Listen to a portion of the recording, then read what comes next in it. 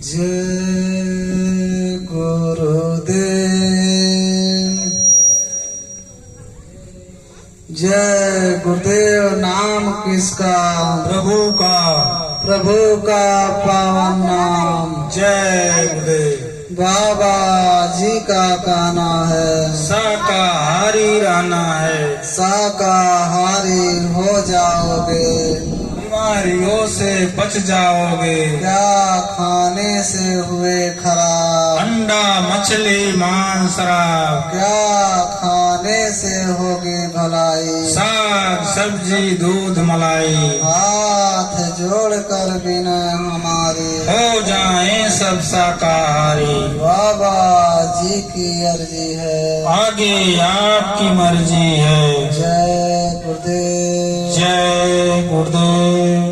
शब्द स्वरूप में सर्वत्र विराजमान परम संत बाबा जय गुरुदेव जी महाराज, परम संत बाबा जय गुरुदेव जी महाराज के उत्तराधिकारी यानी आज के बगिया के रखवाले श्रद्धेय पूज महाराज के चरणों में कोटि कोटि नमन प्रणाम करते हुए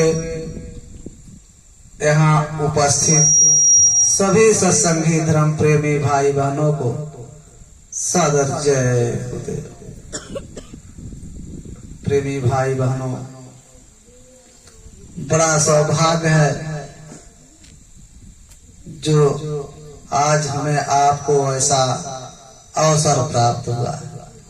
महात्मा कहते हैं कि ये अवसर तब मिलता है जब हमारे आपके जन्म जन्मांतरों के शुभ पुण्य कर्म संचय इकट्ठा होते हैं।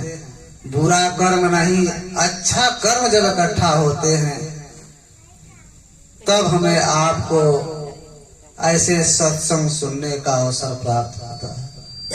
वैसे तो सत्संग संत महात्मा ही कहा करते हैं, हम आप उनके वचनों और वाणियों को दोहराते हैं, लेकिन महात्मा कहते हैं जहाँ सत्य की बात बताई जाए, जहाँ आत्मा और परमात्मा का भेद बताया जाए, मालिक से मिलने का हमारे आपके अंदर प्रेम और प्यार पैदा किया जाए, उसी को सत्संग कहते हैं। प्रेमी भाई बहनों, महात्माओं ने कहा कि सत्संग जन जो कोई पावे, मैं लाई सब कट कट जावे। सत्संग ऐसा जल है जहाँ कौआ स्नान करता है और हंस बन करके बाहर निकलता है।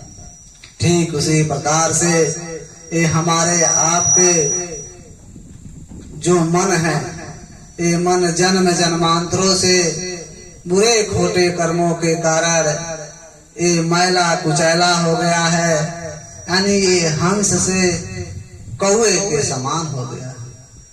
ये मन कौए से हंस बनाने के लिए इसको सत्संग रूपी जल में जब तक स्नान हम आप नहीं कराएंगे, क्योंकि प्रेमी भाई बहनों, ये बाहरी जो जल है ये तो हमारा आपका शरीर साफ होता है, लेकिन जहाँ अंतर में हमारा आपका मन बैठा हुआ है, जीवात्मा बैठी हुई है, वहाँ तो ये पानी जा ही नहीं सकता, तो उसकी सफाई कैसे होगी? तो उसकी सफाई करने के लिए संतों महात्माओं ने यही सत्संग रूपी जल का बहाना।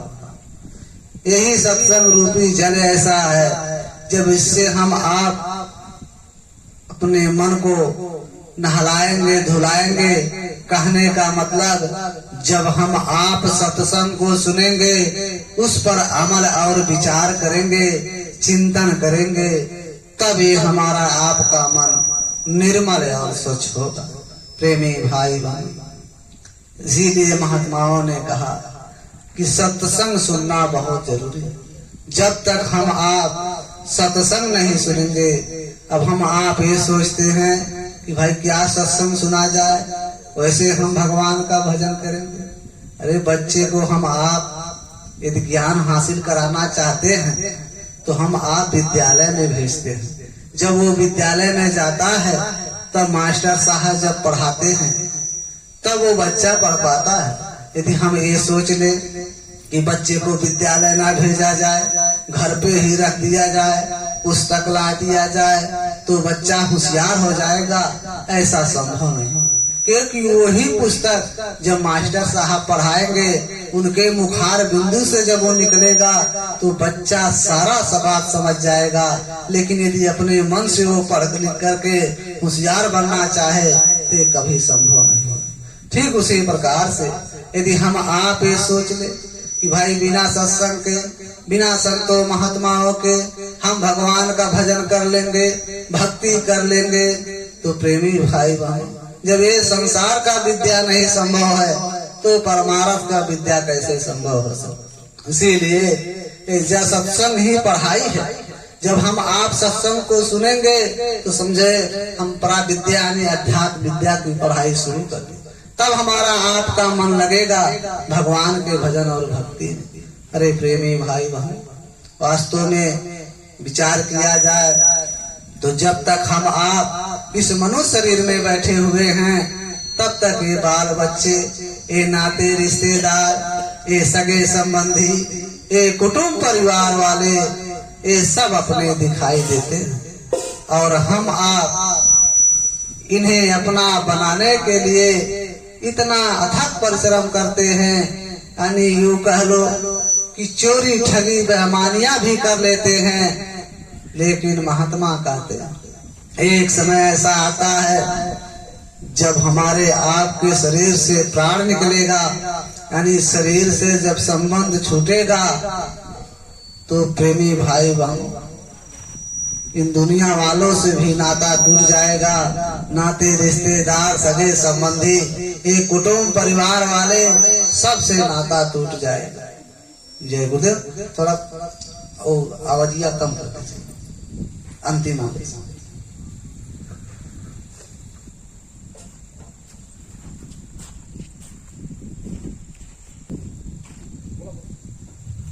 जय गुरुदेव।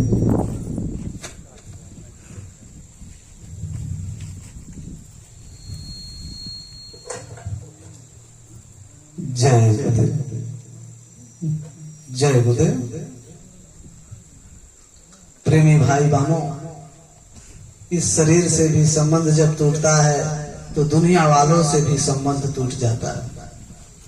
अब आप विचार कीजिए, जिस शरीर से हम आप इतना अथक परिश्रम करते थे इस दुनिया वालों को अपना बनाने के लिए, जब ये शरीर हमारा आपका साथ नहीं दिया तो दुनिया में ऐसे कौन से लोग हैं, नाते रिश्तेदार हैं, सगे संबंधी हैं जो हमारा आपका साथ दे सकते हैं। इसीलिए महात्माओं ने कहा ये शरीर किराए का मकान है, ये पराया मकान है। अगर किसी को 40-50 साल के लिए मिला होगा तो किसी को 80-90-100 साल के लिए मिला होगा। जितने जितने श्वासों की पूंजी उस भगवान यानी परमात्मा ने हमारे आपके अंदर दिया है, उसे भुगतने के बाद इस शरीर को यही छोड़ करके जाना होगा। क्योंकि ये शरीर ना आज तक किसी के साथ गया, ना ही किसी के साथ जा सकता है।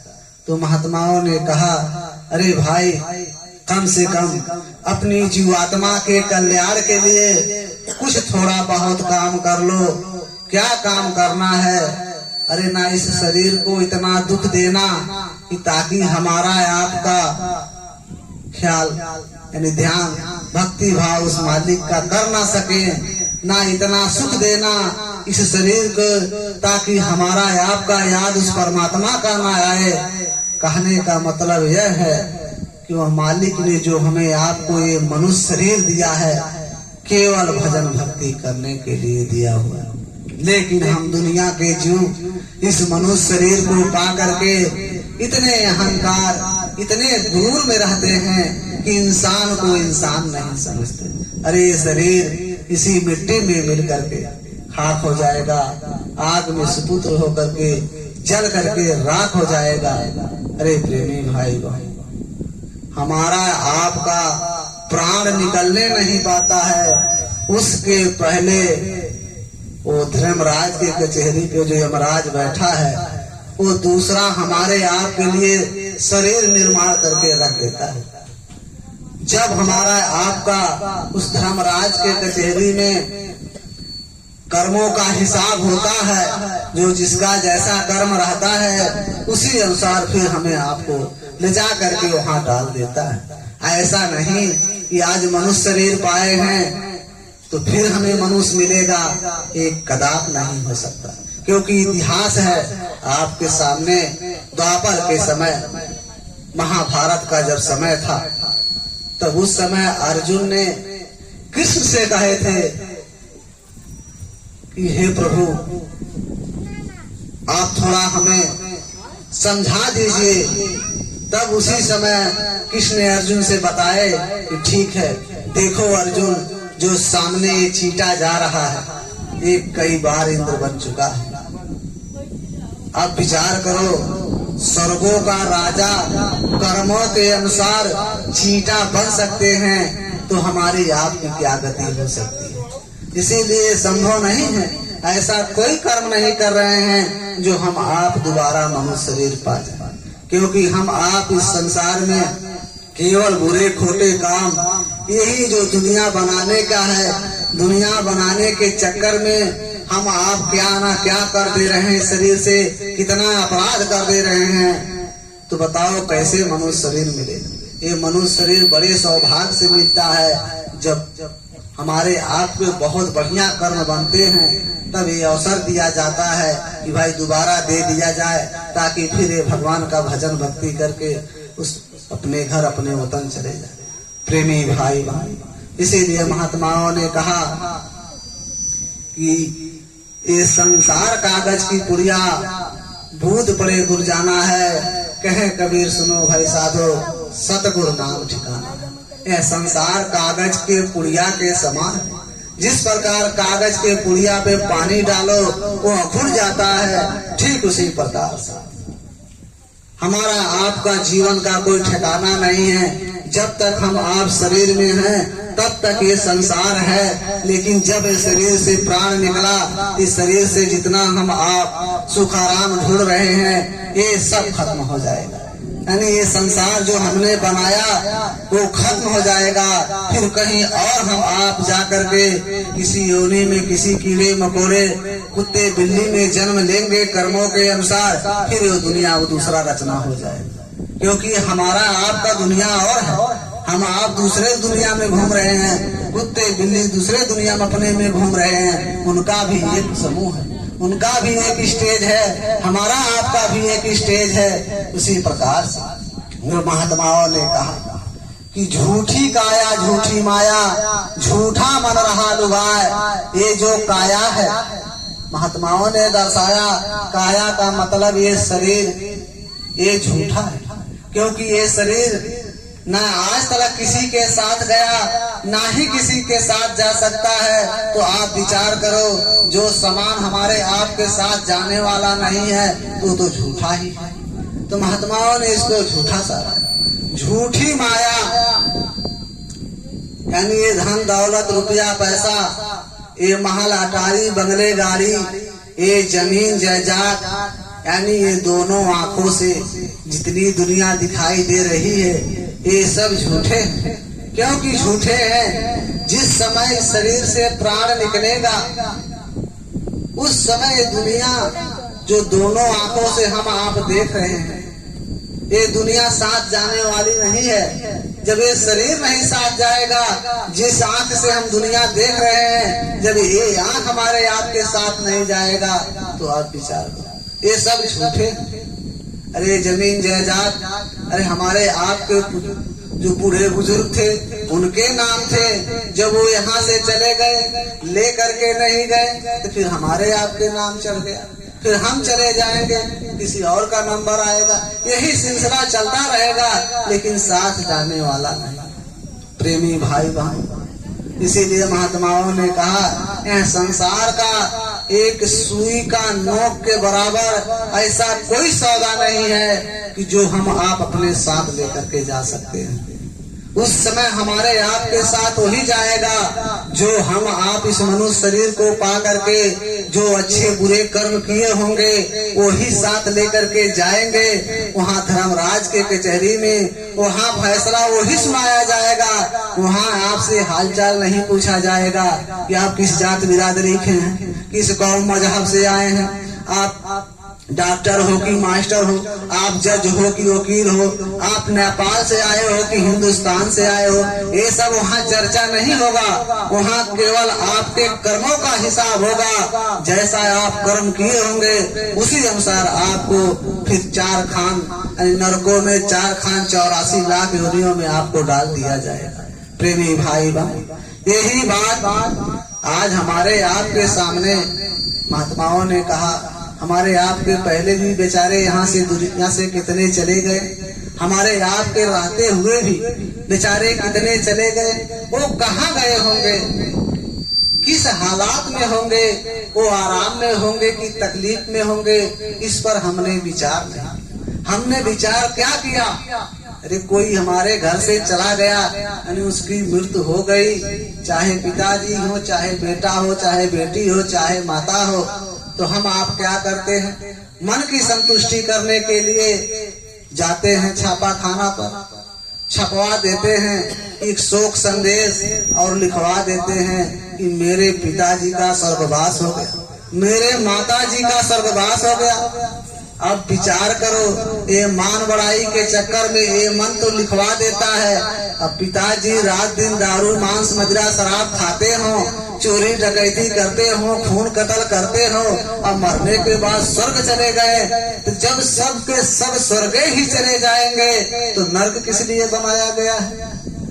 एक केवल मन की बड़ाई है। यही हम आप करके अपने मन को संतुष्टि करते हैं। लेकिन यही सब बात जब संतों महात्माओं ने देखा, अरे भाई लोग वहाँ जाने अनजाने में बेचारे अच्छे बुरे कर्म कर रहे हैं, ज्यादा तो बुरे ही कर्म बन रहे हैं। वो आ रहे हैं धर्मराज के कचहरी में, यमराज के कचहरी में, वहाँ इनको फैसला सुना दिया जाता है और फैसले के अनुसार इनको मारा पीटा काटा जा रहा है, सताया जा रहा है, ऐसे ऐसे योनियों में इनको डाला जा रहा है। बेचारे तड़प रहे हैं। सारा दुख देखने के बाद तब महात्माओं ने सोचा कि भाई थोड़ा कम कर। तो महात्माओं ने सोचा कि अरे भाई अब ये सब संदेशा कैसे बताया जाएगा? तो वही संदेशा बताने के लिए महात्माओं ने हमारे आपके बीच में इस मनुष्य शरीर में अवतार लेकर के और आ करके हमें आपको समझाते हैं कि भाई कि हम आए वही देश से जहाँ तुम्हारो धाम, तुमको घर पहुँचाना एक हमारो काम। प्रेमी भाई महात्माओं ने कहा कि हम वही देश के वासी हैं जिस देश के तुम रहने वाले हो। तुम अपने घर चलने की तैयारी करो, अपने वतन चलने की तैयारी करो। ये देश तुम्हारा नहीं है। अब इससे कैसे पता चलेगा? अब कोई कह दे कि दुनिया हमारी नहीं है, ये दुनिया पराया है, तो कहते भाई दुनिया हमारा और कौन है?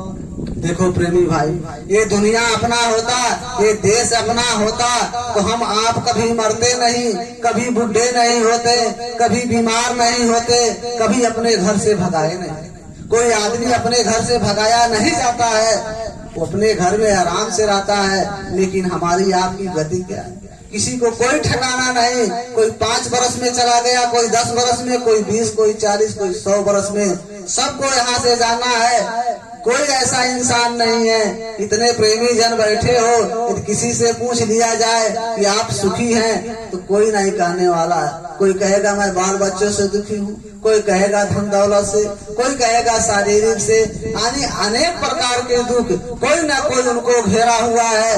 कोई सुखी नहीं है। तो विचार करो, ये अपना घर कहाँ? घर अपना होता तो हम आप सुखी रहते। इससे यही पता चलता है हमारा आपका घर कहीं और है, हम पराये देश में आए हैं। जैसे हम आप धन दौलत कमाने के लिए ये अपना गांव घर शहर छोड़ करके कहीं दूसरे देश दूसरे शहर में चले जाते हैं, उसी प्रकार से हम आप पराये देश में आए हैं। धन दौलत कमाने का मतलब भजन भक्ति कमाने के लिए ये मौका दिया गया है। जब ये भजन भक्ति करके हम आप ये दुनिया को, ये पराये देश को, परदेश को छोड़ करके अपने घर चले जाओ, आराम से रहो प्रेमी भाई बहन। उसी लिए हमें आपको ये दुनिया मिला है, उसी में हमें आपको मनुष्य शरीर मिला। तो महात्मा कहते हैं ये मनुष्य शरीर बड़े सौभाग्य से मिला है, इसे पा करके कम से कम किसी संत महात्मा से भेंट दीदार कर लीजिए, उनके बताए हुए रास्ते पर चल करके अपनी जीवात्मा का कल्याण करा लीजिए। हम यही कहना चाहेंगे प्रेमी भाई बहन, जो जाने अनजाने में श्वासों की पूंजी चली गई वो तो चला गया, लेकिन बाकी जो श्वासों की पूंजी हमारे आप के अंदर बचा हुआ है, अब कम से कम संत महात्मा की तलाश कर लें, ऐसे गुरु की तलाश कर लीजिए जो परा विद्या का ज्ञान हो, जानकार हो। जैसे बच्चे को विद्यालय में पढ़ाई पढ़ने के लिए भेजते हैं, उसी प्रकार से जब हम आप संतों महात्माओं के दरबार में जाएंगे, जब उनके सत्संगों पढ़ाइयों को पढ़ेंगे, वो बताएंगे ऐसी जुक्ति, ऐसा रास्ता देंगे, जब उसका कमाई करोगे तो आपका लोक भी अच्छा रहेगा, परलोक भी अच्छा रहेगा। यही कहते हुए हम अपनी वाणी को विराम करें, क्योंकि अभी मास्टर साहब आएंगे, आप लोग को सत्संग सुनाएंगे, सुनिएगा, क्योंकि बार बार मिलने वाला नहीं है, सुनिएगा, उसके बाद आप सब जाइएगा। तो हम अपने वाणी को विराम करेंगे। यदि हमारे कहने में गलती हुआ होगा तो एक छोटा सा बच्चा समझ करके माफ कीजिएगा। बोलो जय गुरुदेव। जय